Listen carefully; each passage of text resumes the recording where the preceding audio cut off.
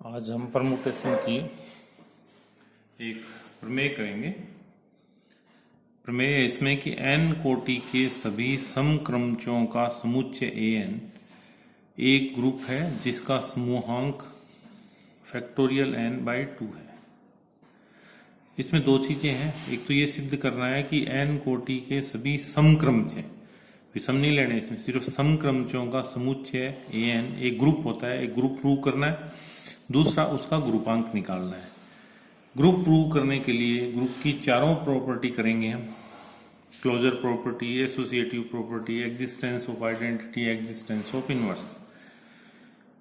और इसमें हम प्रूव करने के लिए क्रमचों के निम्न गुणों का प्रयोग भी करेंगे। पहला हम जानते हैं कि यदि दो समक्रमचों का गुणनफल करें तो एक समक्रमचय होता है। दो समक्रमचों का गुणनफल हमेशा एक समक्रमचय होता है। दूसरा, एक तत्समक क्रमचय हमेशा एक समक्रमचय होता है। आइडेंटिटी परमुटेशन जो है वो इवन परमुटेशन होता है। दो सम का गुणा करें तो भी सम होता है, एक आइडेंटिटी लें तो भी सम होता है। समक्रमचयों का प्रतिलोम समक्रमचय होता है, यदि उसका प्रतिलोम लें तो भी समक्रमचय होता है। इस प्रमेय को सिद्ध करने के लिए पहले समुच्चय n को क्रमचयों के गुणन के लिए एक ग्रुप सिद्ध करेंगे।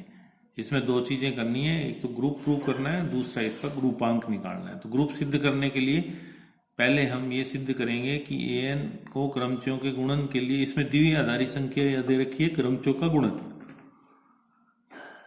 समुच्चय दे रखा है an, तो ये an का ग्रुपांक, फिर an का ग्रुपांक निकालेंगे। तो पहले ये सिद्ध करते हैं कि an एक ग्रुप है। an समक्रमचयों का समुच्चय है तथा क्रमचयों का गुणन द्विआधारी संक्रिया है।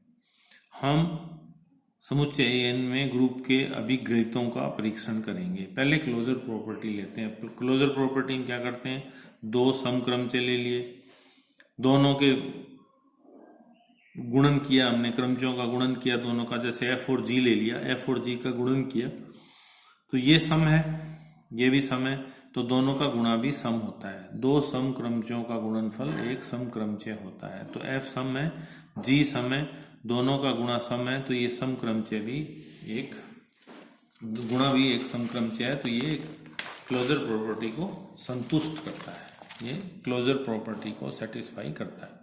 दूसरा, एसोसिएटिव प्रॉपर्टी या साचर्यता का नियम। फलनों का गुणन सहचारी होता है। जैसे 3 ले लिए हमने, f g h, इसका मान f g h होता है, ये एसोसिएटिव होता है। इसमें ये कहता है कि फलनों का गुणन सहचारी होता है तथा क्रमचय एक फलन है, अतः यह संक्रिया समुच्चय an में भी सहचारी है। 3 क्रमचय को लेके इस तरह से लिख सकते हैं कि f g h an के 3 क्रमचय हैं, तो f into G H is equal to F G into H, ये इसके बराबर होगा। तो ये शास्त्रीय गुणधर्म का भी पालन करता है। ग्रुप के 2 एक्सियोम्स हो गए। तीसरा, तत्समक का अस्तित्व, एग्जिस्टेंस ऑफ आइडेंटिटी। अब इसमें हमने पहले एक प्रॉपर्टी पढ़ी है कि तत्समक अवयव एक समक्रमचय होता है। तो क्योंकि तत्समक क्रमचय एक समक्रमचय होता है, अतः सब समक्रमचयों के समुच्चय an में भी एक तत्समक क्रमचय है। जब सारे समक्रमचय ले रहे हैं हम तो उसमें एक तत्समक भी होगा, क्योंकि तत्समक क्रमचय भी एक समक्रमचय है। चौथा इसमें आता है प्रतिलोम का अस्तित्व या एग्जिस्टेंस ऑफ इनवर्स। चूंकि प्रत्येक समक्रमचय का प्रतिलोम क्रमचय एक समक्रमचय होता है, समक्रमचय का प्रतिलोम क्रमचय एक समक्रमचय होता है, अतः समुच्चय an का प्रत्येक अवयव प्रतिलोमी है तथा प्रत्येक अवयव का प्रतिलोम an में विद्यमान है। समक्रमचय लेंगे उसका प्रतिलोम भी एक समक्रमचय आएगा। तो an का प्रत्येक अवयव जो है उसका प्रतिलोम ले सकते हैं और वो भी एक समक्रमचय आएगा। तो प्रत्येक अवयव का प्रतिलोम an में विद्यमान है।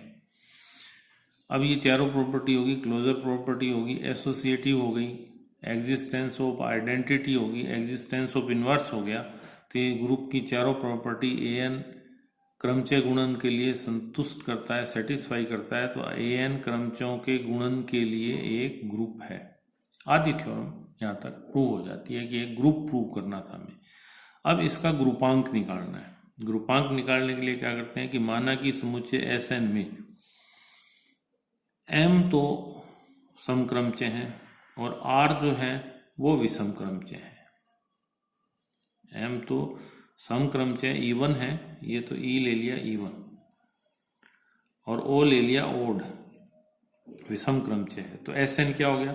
E1 E2 E3 Em, O1 O2 O3 OR, ये इन दोनों का इकट्ठा लेते हैं तो ये Sm हो गया, Sn।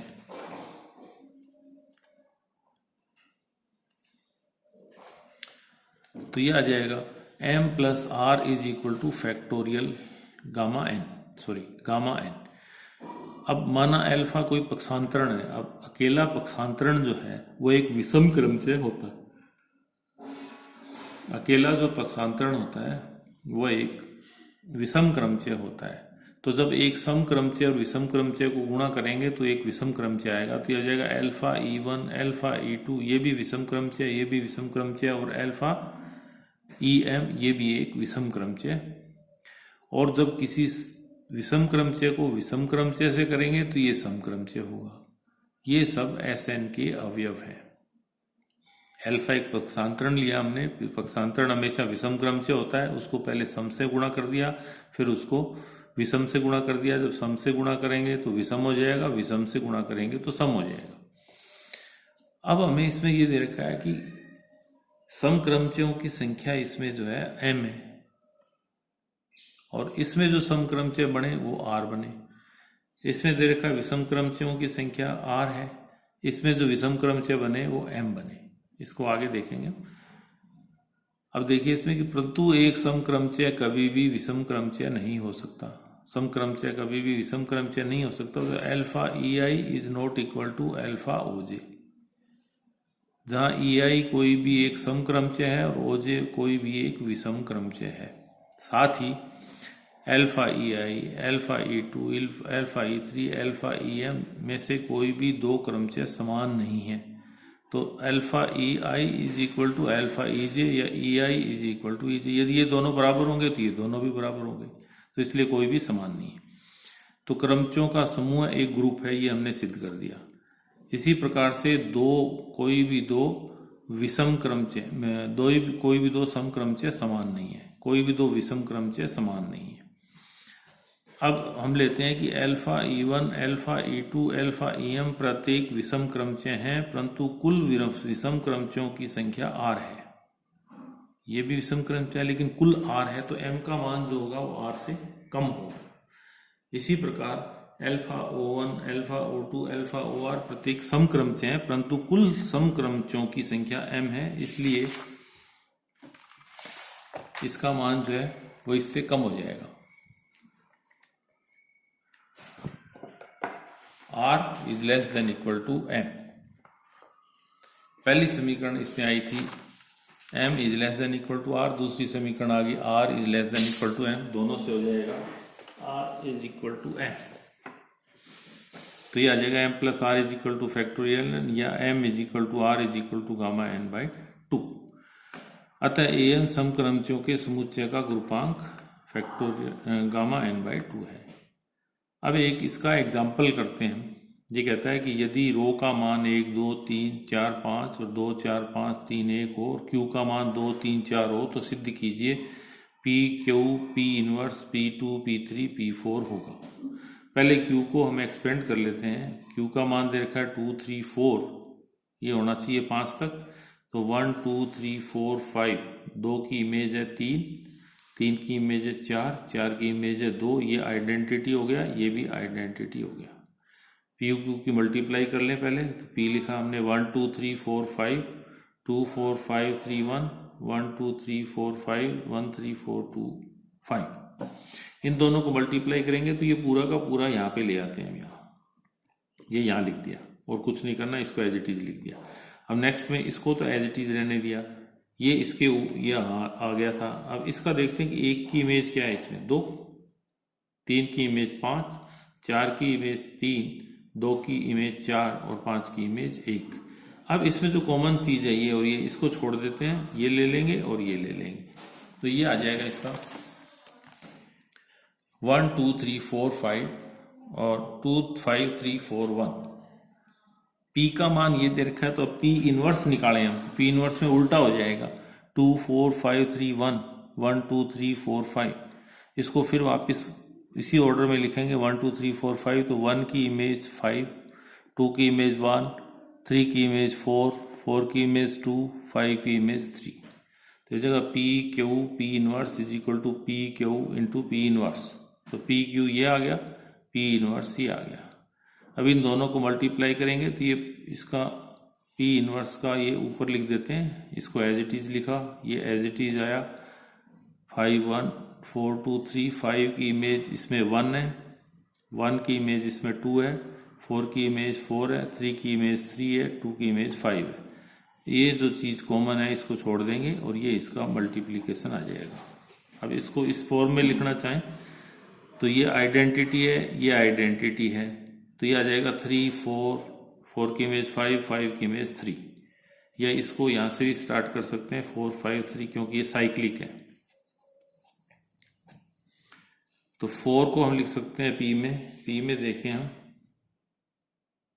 P में देखें तो 4 क्या है, 4 का मतलब P2 लिख सकते हैं, P2 इज इक्वल टू 4। और 5 क्या है इसमें, P3 इज इक्वल टू 5।